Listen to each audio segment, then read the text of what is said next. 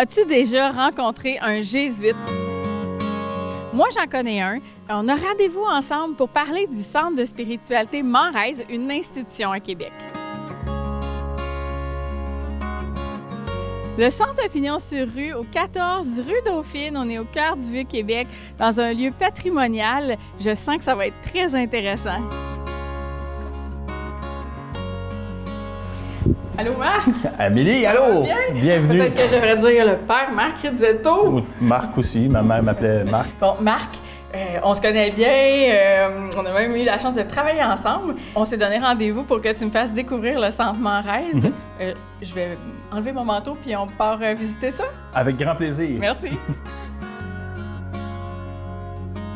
On est en compagnie de Roch Lapalme, amateur de musique rock et de tofu. Roch, je suis embauché pour faire des transitions. Marc, tu es originaire de la région de Montréal. Oui. Tu es maintenant à Québec depuis quelques années et tu es devenu le directeur du Centre Manresa. Peux-tu me parler du Centre Manresa? On va commencer par pourquoi ça s'appelle Manresa. Manresa fait référence à une ville en Espagne, Manresa, où Ignace a vécu une expérience spirituelle fondamentale. Pendant cette expérience-là, il a rédigé le carnet des exercices spirituels. OK. Peux-tu nous parler un peu, c'est quoi les exercices spirituels? Qu'est-ce qui a été le début de cette expérience-là chez Ignace? Pendant son expérience à Manresa, Ignace a voulu se rapprocher du Seigneur. Il était un soldat, il lui est arrivé un accident de guerre à Pampelune. Et après, il se met sur le chemin, un chemin du pèlerin, puis Ignace s'en va à Manresa, où il devrait rester quelques jours au plus. Il va passer près d'une année là-bas. Et il va faire des abus de prière, il va vouloir en donner plus que le client demande. Ignace voulait imiter Jésus en tout et partout. Et donc, il voulait aller le rejoindre là où le Christ a vécu, jusqu'à Jérusalem. Il va y aller, mais avant ça, il va se rendre compte que ce n'est pas la propre volonté d'Ignace qui le propulse dans son expérience spirituelle, mais de trouver la volonté de Dieu, de chercher de trouver Dieu en toutes choses. Et donc, il va se rendre à Jérusalem, il va être expulsé de Jérusalem par les franciscains, et donc, ce qui est apparemment un échec va l'amener à trouver sa propre identité dans un deuxième pèlerinage, je vais dire de cette manière-là, pèlerinage plus spirituel. Comment il peut faire, Ignace, pour servir le bon Dieu? Il va se former, il va retourner à l'école à un âge tardif à Paris, il va faire les étapes qui vont le mener jusqu'au sacerdoce. Donc, le livret, ça relate son expérience spirituelle.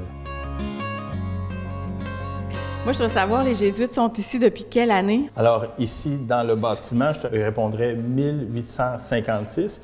Ici, à Québec, depuis juin 1625. Donc, l'an prochain, la Compagnie de Jésus va fêter l'arrivée des premiers Jésuites, donc le 400e anniversaire. La question existentielle du jour, pourquoi est-ce que le Centre Manresa a déménagé ici dans les locaux? Bonne question. L'ancien emplacement du Centre Manresa, c'était au Collège Saint-Charles-Garnier. Le Collège Saint-Charles-Garnier avait demandé de récupérer les locaux qui étaient loués au centre, donc il fallait les rendre. Quand est venu le temps de chercher un lieu, il y avait aussi le projet de rénover ce bâtiment-ci.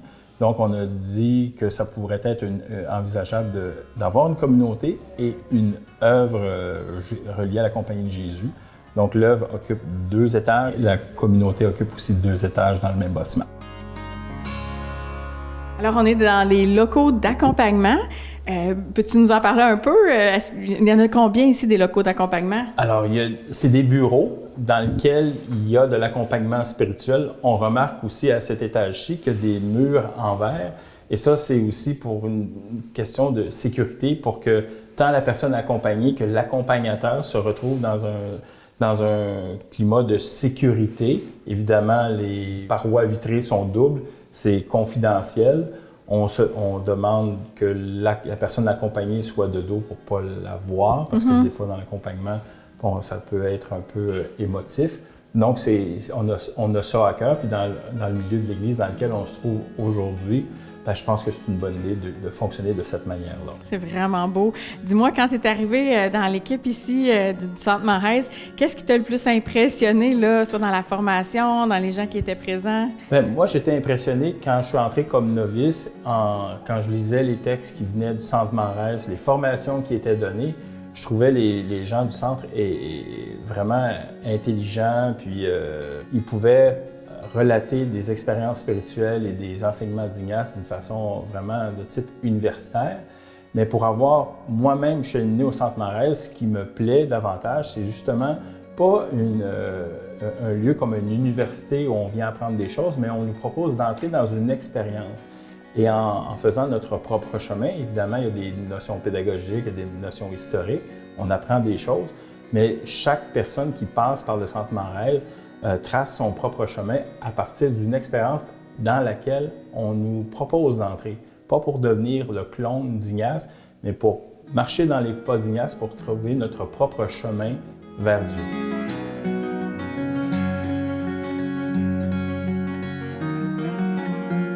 Pourquoi est-ce que, je sais pas moi, une maman peut-être ou un papa pourrait se dire j'ai besoin de suivre une formation comme ça?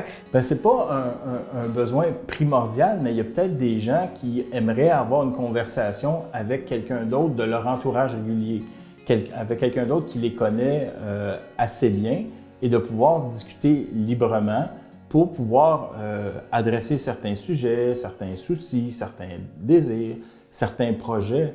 L'accompagnement spirituel, c'est quelque chose de relativement simple, c'est de parler à quelqu'un d'autre de soi, de ses désirs, de ses aspirations. L'accompagnateur peut proposer des parcours, des thèmes sur lesquels la personne est invitée à réfléchir et de revenir la semaine suivante pour avoir un entretien. C'est pas quelque chose, c'est quelque chose qui se fait dans la confidentialité. Il n'y a pas de bonne ou pas bonne réponse. On est formé à accueillir ce que la personne dit et de poser des questions pour que la personne puisse aller au bout de ses idées. Peut-être certaines personnes sont moins habituées, mais il y a quelque chose à y découvrir. Mais ce n'est pas un remède, mais c'est un lieu de prise de parole qui fait du bien. Puis pour se préparer à un temps de parole, bien, il faut réfléchir, dire « OK, mais c'est quoi mon opinion? » Non pas sur un sujet. Fait que c'est un peu une conversation à connotation spirituelle. Tu as parlé de la formation qui se donne notamment, oui, ici à Québec, à Montréal et à Rimouski. Je voudrais savoir si, par exemple, quelqu'un habite en campagne et est vraiment éloigné, est-ce qu'il y a des possibilités de pouvoir avoir de l'accompagnement avec vous?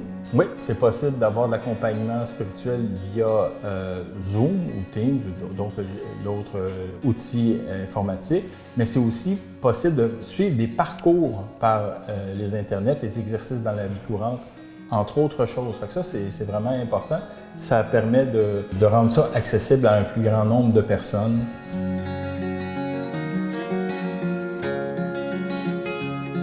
Une manière de s'informer des activités à venir au centre, c'est en consultant le site web du centre au www.centremarèze.org. Là-dessus, on y trouvera la diffusion de la programmation, des activités qui sont en cours. On peut aussi répondre à des questions que des gens peuvent avoir au téléphone ou par courriel.